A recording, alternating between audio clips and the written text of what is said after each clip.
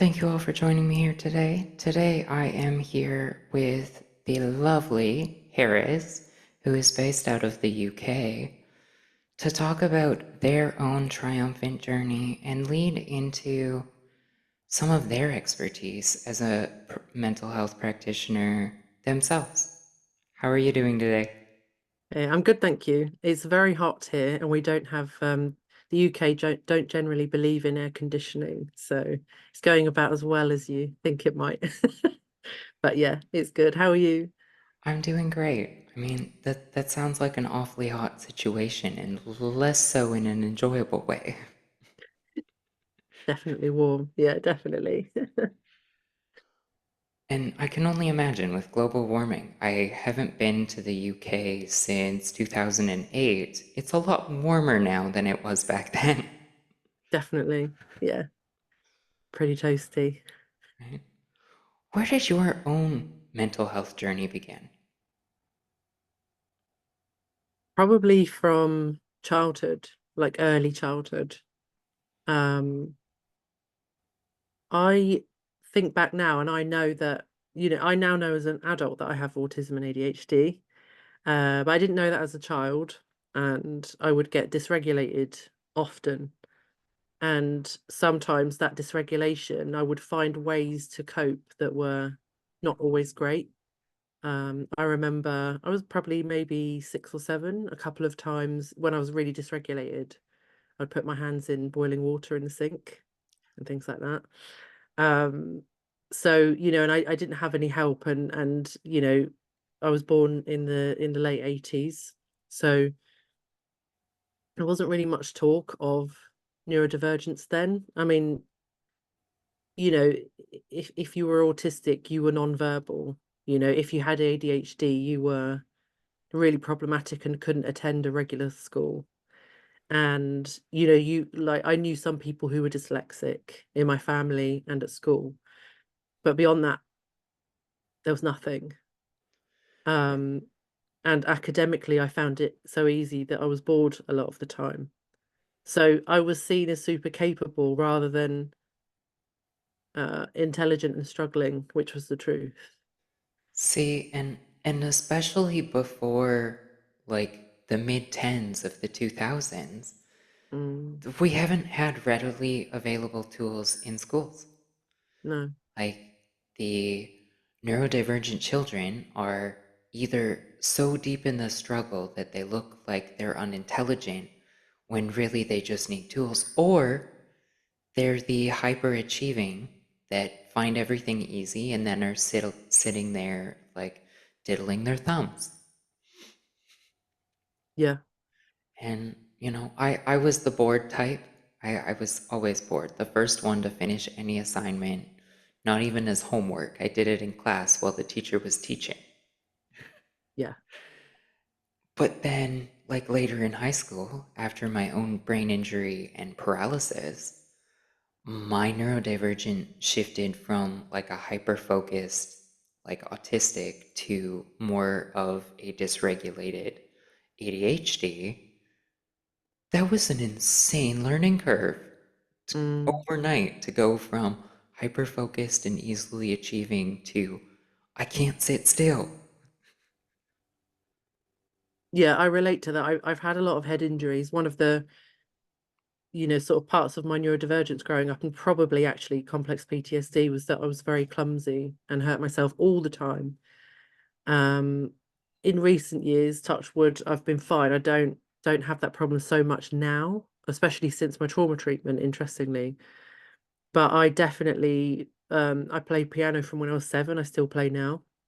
It's been nearly 30 years, and I used to be able to memorize things that I learned really quickly and really well.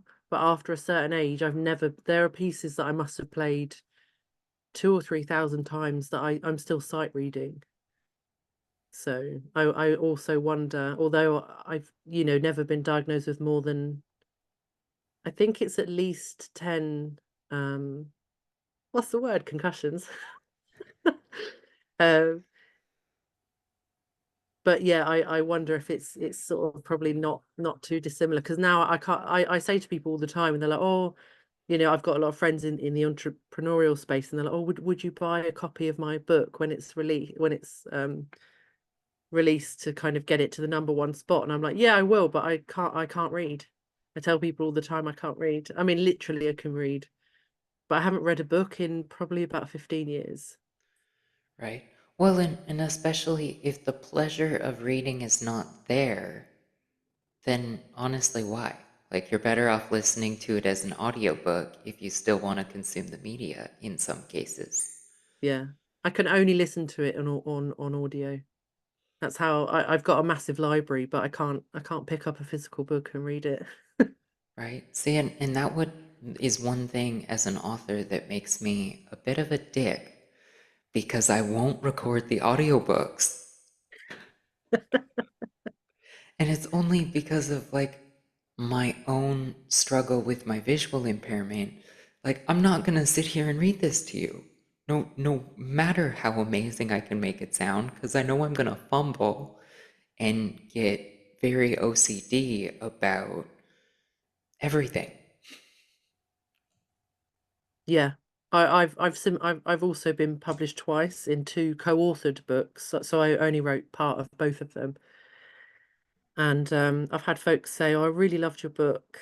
And I'm like, "Oh, thanks so much." And they're like, "What was your favorite bit?" And I was like, "I don't know, I've not read it." It's dreadful, but I can't lie, and I can't. I don't know if it is a dopamine thing, and there's no interest in it, or if I just can't concentrate. Even watching, a favorite series and stuff. Sometimes it'll take me a whole day to get through one episode because I keep doing other things. It's It, just, it exactly like you miss parts that might not even be key to the overall story, but they're key to that moment. And then it's the what just happened there because my auditory processing didn't work because I was scrolling on Facebook. mm, yeah, But I mean, there are specific phrases written into my first book that was published 7 years ago now. People would be, "Oh yeah, you said this," and I'm like, I said what?" I yeah. mean, I worked with an editor to edit that one. Like, we went back and forth for months. I should have every word memorized in that publication. Do I? No. I always re-listen to my interviews like this one at least once or twice because I have no idea what was said. And sometimes I listen back and I'm like, "Oh, I would have made this point next." And then I did make that point next. And then I get so excited. Right? What have been the tools in, I guess, day to day life and recovery that have really made a difference in your life? I think I chase things that make things easier. And even if it's difficult to do it, I will do it. So, um, kind of going back to your first question, I had sort of simple PTSD from being assaulted. I won't go into any big details for those who need the information and don't want to be triggered. But the first time, uh, that nature, I was 10, and then it happened again in my teens and again in my 20s. And I kept persisting. I was so annoying to all of my healthcare providers. I was like, "Okay, what do we do about this PTSD?" Nobody told me I had it. It was just obvious. To me, it's just obvious. You go through a thing Mhm. and then you have a difficulty with that topic. Like I think it's quite simple. I don't think it's rocket science, but um I kept going back to people and saying, my doctor and stuff, and saying, at one point I was not wanting to be here anymore. And other times just saying to people like like living with PTSD is really hard. What can we do about it? And they're like, "Well, you've had counseling." Like, "Yeah, but counseling doesn't get rid of trauma." And they were kind of looking at me like, "Oh, I don't want to be the one to tell you that you're stuffed. Like there's nothing you can do about it." And eventually I kept being annoying, and eventually I found someone who was like, "Oh yeah, you can get rid of that." And it took 2 hours. Simple Mhm. PTSD, not the complex stuff. That's a slightly different conversation. But I think the tool was giving into being annoying. I cared more about getting better and helping myself than I cared about what other people might think of that. And I was very socially anxious, you know. I was scared of putting a foot wrong or breathing wrong. You know, I had that sort of type of complex PTSD. But when it came to the stuff that I needed, I was like, I don't care. I will be annoying until I get what I need. And it took years, and then I'm glad that it did. And I think even now I still have this, I'm going through so I had treatment for my complex PTSD in 2020 and 2021. And the bulk of it was just gone. You Mhm. know, I feel so different now. But there are still bits. I think I've said to sort of clients and other people before that complex PTSD is like dropping a glass in the kitchen and it shatters. And you can clean up the big bits, and then, you know, as you keep going, you might find a bit that's sort of stuck between the floorboards, or you might find a big chunk that slid under the fridge. And, you know, there's still sort of, so I'm still very much in this tidying up phase. But recently I've sort of, I've changed again. And so all this stuff has come up. So I'm working with um someone at the moment professionally. Her name's Ushra Eden. She's awesome. And she's really sophisticated. She's done a lot of trauma stuff and um trained as a psychotherapist, but she's gone more into the spiritual side. Like, and every week I'm sort of digging through and seeing what patterns in myself I can find, because it's like I want to do whatever is necessary to dig out the parts that will help. Ultimately, if I process it, will help to make things easier. And this is not like a daily thing. This is not any kind of self-punishment. But I think I'm one of those people who's like quite tenacious, not because it's an attitude, but because I think it's just part of my personality. I don't really, you know, I know some people who they get a job, they get a place to live, and they're just really content. And I sometimes look at people like that with envy a little bit. Because I literally, I'm not capable of doing that, even if I wanted to. Right? And to us, it feels toxic to always be striving for better or the best or more. But we get so bored when things are stagnant and content and we're lacking that dopamine hit that we need with our neurodiversity. But I love that you said that it was a simple 2 hour session that started to change the world for you, because even the techniques that I use for trauma reprocessing and release, my clients come out of a 1 or 2 hour session and they say, wow, I just reprocessed all these years of trauma, and I was just sitting here in this safety zone that you built me using a technique. Yeah, 100%. And then for the next 6 months, they are on cloud nine. They're fantastic. Like, that's not even my signature clients that do one of those a month for a year. Those are just the people that work with me twice a year. And you can see the difference because it's not in the CBT or DBT of, mainstream Mm. colonialized Freudian counseling. It's in the actual releasing of the crap inside us. Yeah, 100%. I find it actually quite kind of criminal that this work is so, it's not promoted enough. And I get that in some ways folks like us are kind of on the frontier, and a lot of the work that we're doing now will later make it into mainstream. I believe that 100%. And I think it is. I think those things are changing. Um,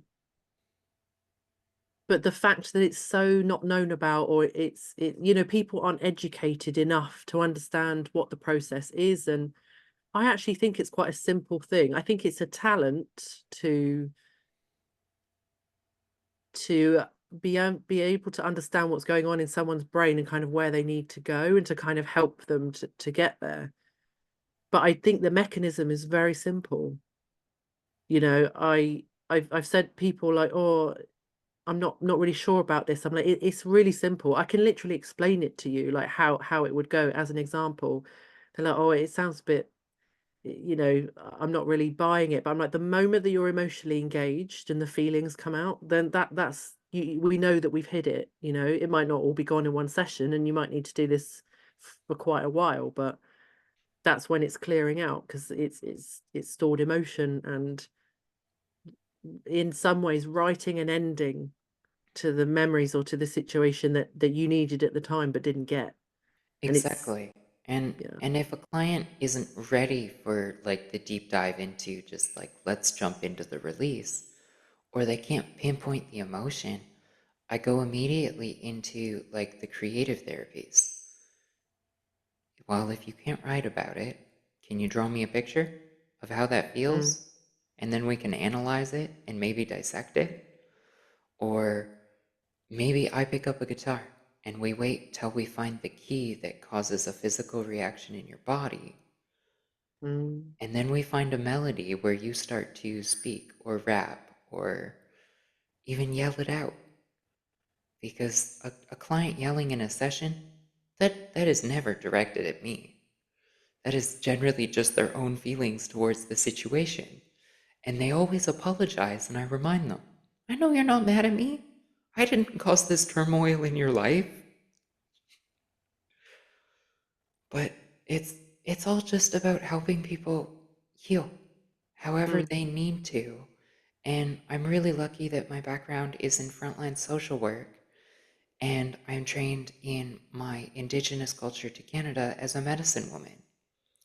So I have all of this holistic and Freudian knowledge, and I've taken the combination of the two, to look at things with a generally drug and pharmaceutical free approach. I mm. don't want you hooked on pills, I want you healed.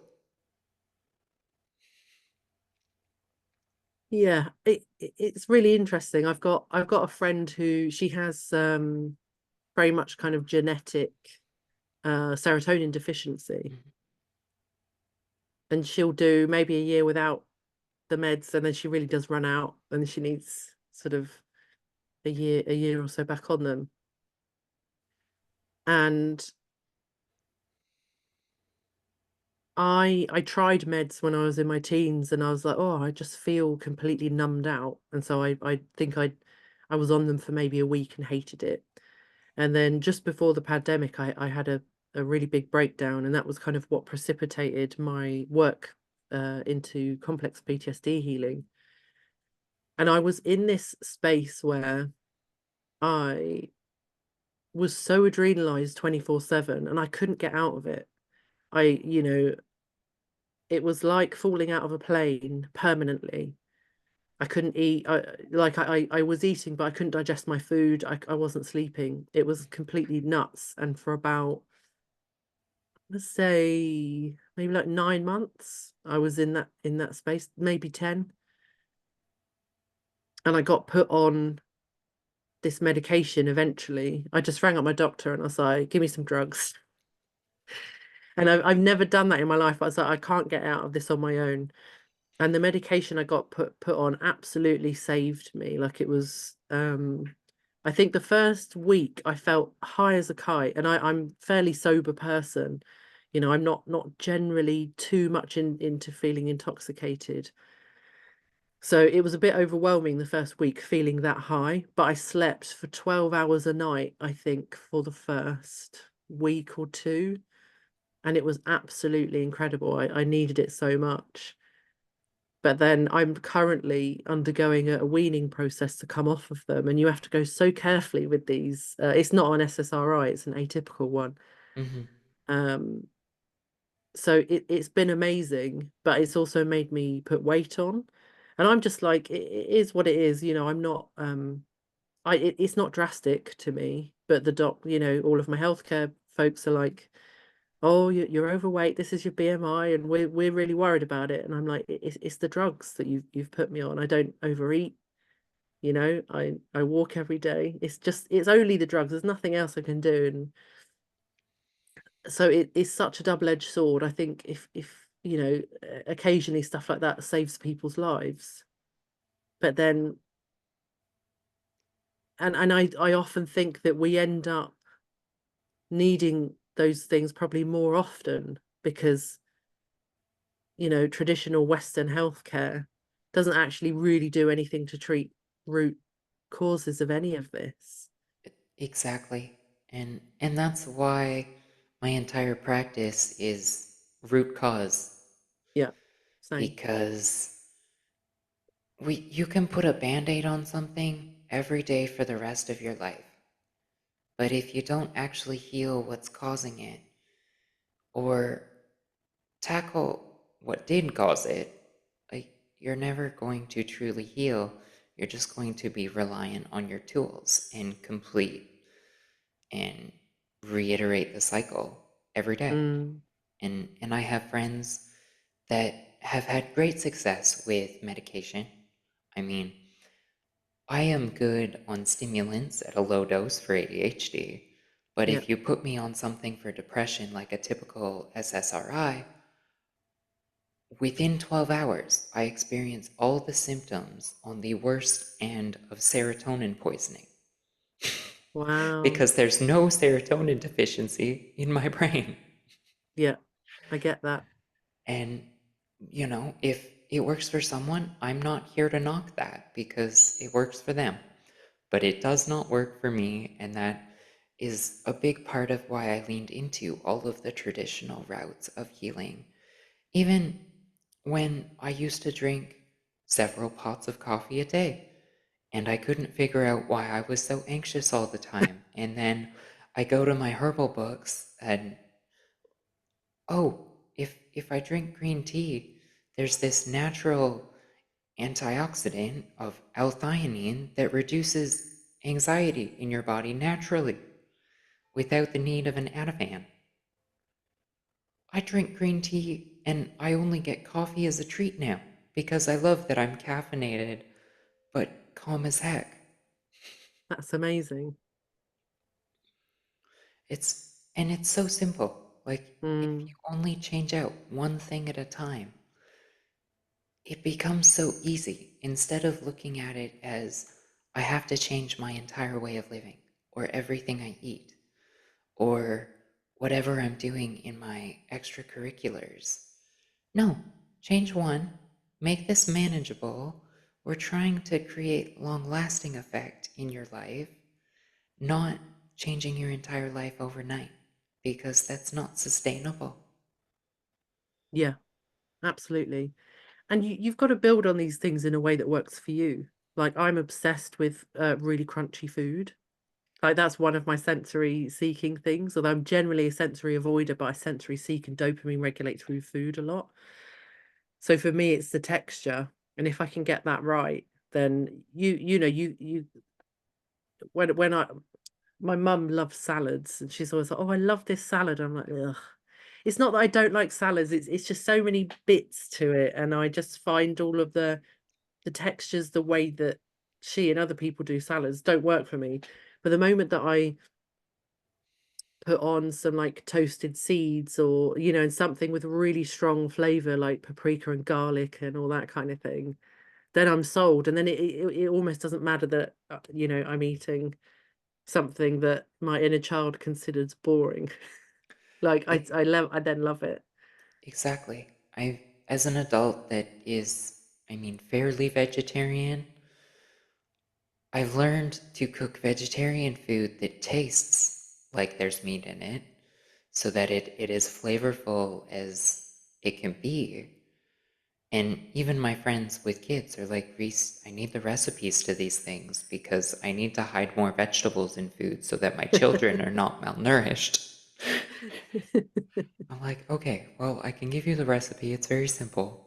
But it's finding food that you enjoy. Because then Mm, it's no, I eat till I'm satisfied and I'm not bored by eating either, so I'm not skipping the meal because I'm not interested. It's, oh, Exactly. I'm excited about dinner, but I only want a healthy portion of it. I'm not gonna drown in it. I eat delicious food every day. Yeah, exactly. Exactly. But that's also something that I do for my mental health. Like when I'm Mm. eating something in the family of like curries, my dopamine goes through the roof because I love like flavorful food that is a pow in your mouth. And you Yeah. know, occasionally I do need like grandma's chicken dinner, but that's a lot less often, and that's more okay. Inner child needs some work. Why are you craving roasted chicken and potatoes and vegetables? Yeah. It's so interesting. And I find it really interesting how different this stuff is for neurodivergent people. I worked in the NHS in our healthcare system until July last year. I wasn't there for that long. I worked as a health and wellbeing coach, and I found that the input and the tools and the suggestions that my neurodivergent patients needed was totally different to what neurotypical people needed. And it so often was also the neurodivergent people who were also suffering from complex PTSD and relational trauma. And that has massively been my story. And I find it really interesting that actually and I don't know if this is a bias just because we attract people like us, but most of my clients are neurodivergent, and obviously I specialize in relational trauma, so it's so interesting that I get so many neurodivergent people. And I actually I've got a trauma colleague who lives not far from me. She's her background is more traditional, and I've come from started in a more coaching background, so we're kind of come from different sides of this. But she's also neurodivergent and also does all types of trauma work. And I said to her a while ago, I was like, are nearly all of your clients neurodivergent? She's like, oh, just about every single one, maybe a couple who aren't. And I said to her, do you think it's a coincidence that trauma seems to come with neurodivergence? And obviously, I don't think it's a prerequisite at all. And obviously, there'll be a lot of neurodivergent people who don't have, trauma, PTSD. But I have the sneaking suspicion that, especially if we have a dopamine regulation issue or something along those lines, that actually our relationships we regulate through relationship more than possibly a neurotypical person. And therefore, when those go wrong or we suffer a betrayal or a sort of emotional injury, it's worse in some way because it's possibly deeper, or it serves an even more vital function for our well-being and our mental health. Yes, because like they were on some level a piece of like your regulatory foundation. And it's not just the relationship, it's that safety, the Yeah. regulation, the space to exist as you are without judgment. And there are more layers to that, obviously. But I have to agree. I work with Mm. the other me's in the world, the women that are high achieving. They may or may not have a neurodivergent diagnosis, and they're out there trailblazing while running away from their trauma. Mm. Yeah, 100%. I see that a lot. I'm like, oh, hi, high achiever. Can we talk about your feelings? Come on, tell me about them. It's so funny. My well, someone I'm related to by marriage, he gave one of my relatives an explanation that for people like me who've been through like tough things, that it's kind of part of our trauma response that we want to make the world a better place as a result. I was really insulted, but I had to think about it. But I was like, do you know what? I think it's way more than that. I think that, it's so not everybody, but it's so common for neurodivergent people to be really interested in justice and doing Hmm. things properly and doing things right and being ethical. It seems to be a really, really high value for a lot of us. So I feel like even if I hadn't have had that trauma, maybe I wouldn't be doing trauma work now, but I bet you I'd be doing something that was geared towards making the world a better place anyway. It exactly.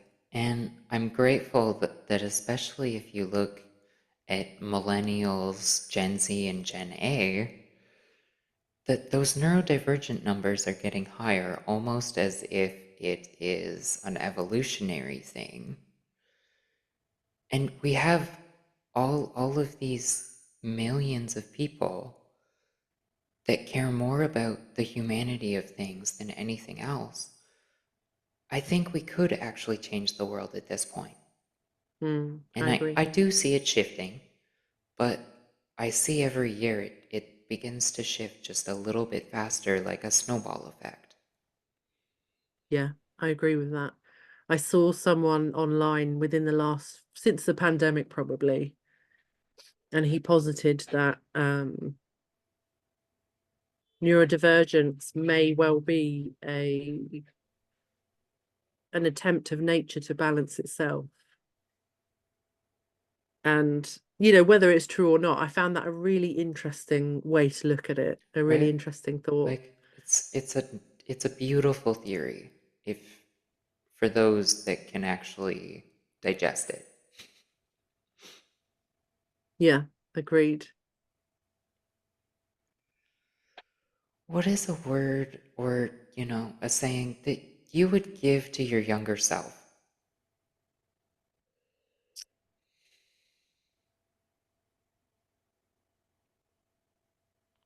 I don't know. I was very defensive when I was younger because I felt so unempowered. I felt like a victim, a really unempowered victim. And any time that people suggested things to me, I didn't like it because it felt like I was being given more and more responsibility and I already had way too much for someone of my age. Um, when I was 17, I finally got diagnosed with depression and anxiety, and it was very much a part of I was in an abusive relationship. My home life was an absolute dumpster fire.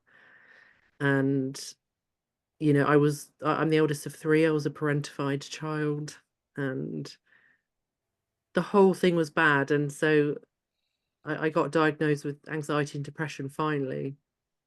And someone in my family said to me, there'll be a reason. I was like, what are you talking about?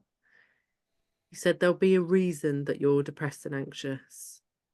And like, it'll be helpful to find out what that is. And I was so pissed off. I could have like literally thrown a chair at him. I was so angry.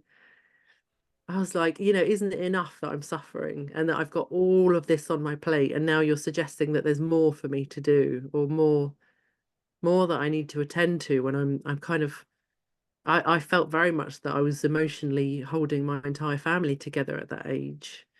And dating someone who, was seriously abusive and psychologically disturbed.